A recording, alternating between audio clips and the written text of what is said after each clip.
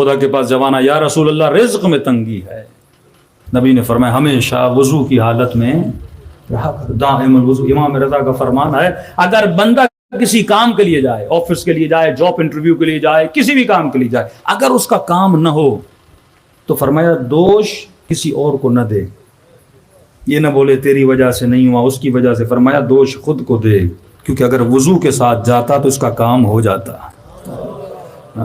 دوسری چیز، جب امام کے حرم میں جاتے ہو تو وضو کے لیے جاؤ، وضو کر کے جاتے ہو، کیوں؟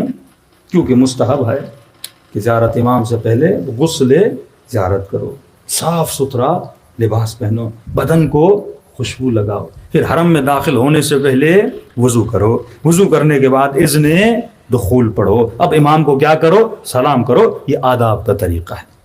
اور کیا اس امام نے یہ نہیں فرمایا کہ من یمت یرانی، جو بھی دنیا سے جائے گا وہ علی کی زیارت کر کے جائے گا؟ تو موت کا تو کسی کو نہیں پتا کب آنی ہے، تو ہونا تو یہ چاہیے بندہ ہمیشہ وضو کی حالت میں رہے، کیونکہ کبھی بھی علی کی زیارت ہو سکتی ہے۔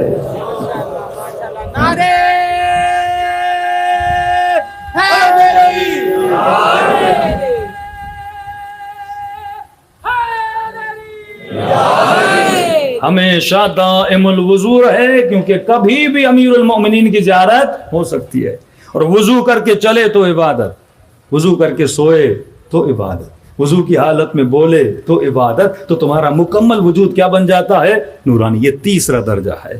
چوتھا درجہ طہارت کیا ہے؟ اچھا، وضو کی ایک اور حیثیت بھی ہے، مثلا ایک جوان ہے، اس پہ غسل واجب ہوا، شریعت کہتی ہے فوراً اپنے غسل کو انجام دے، کیونکہ جتنی دیر نجاست کی حالت میں رہے گا شیطان اس کے قریب رہے گا۔ لیکن کبھی کبھی جوان کہتا ہے کیونکہ جنابت کی حالت میں کھانا کھانا بھی مکروہ ہے، پانی پینا بھی مکروہ ہے۔ ہاں، جب حالت جنابت میں ہے تو فرماتے کھانا پینا ہر چیز مکروہ ہے، جب تک نہا نہیں لیتا تب تک ان چیزوں کی اجازت نہیں ہے، الا یہ کہ اضطرار ہو۔ لیکن اگر کسی کو پانی میسر نہیں ہے، مثلا سردی کا موسم ہے، پانی بھی ٹھنڈا ہے، اب جلدی نہا بھی نہیں سکتا، بیماری کا خدشہ ہے، تو جب تک پانی گرم ہو امتیازات ہوں، اب کرے تو کیا کرے؟ بھوک میں رہ تو نہیں سکتا، بندے کو پیاس بھی لگتی ہے اور حالت غسل میں بھی ہے، اور یہ بھی نہیں چاہتا کہ میں مکروہ کام کروں، تو معصوم فرماتے ہیں وضو کر لے،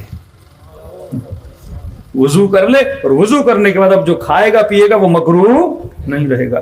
اسی طرح خواتین کے جب ایام خاص آتے ہیں، اکثر آپ نے دیکھا ہوگا بچیوں کے ساتھ غیبات کے مسائل ہوتے ہیں، کئی مومنین اپنی بچیوں کے قصے لے کر آتے ہیں، مولانا بچی کو یہ مسئلہ، یہ دعا دو، وہ دعا دو۔ وجہ کیا ہے؟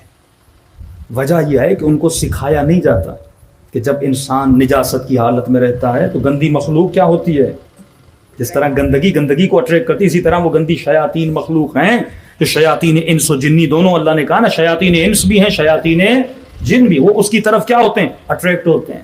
تو اس کا بہترین علاج یہ ہے کہ جب وہ نجاست کی حالت میں آئے تو ہمیشہ حالت وضو میں رہے، جب وضو میں رہے گی ایک چار دیواری بن جائے گی، کوئی بھی شیطان اس کے قریب نہیں آ سکتا۔ تو وضو ہماری دنیا کو بھی بچاتا ہے اور ہماری آخرت کو بھی نورانی بناتا ہے۔ صلوات پڑھے محمد و آل محمد۔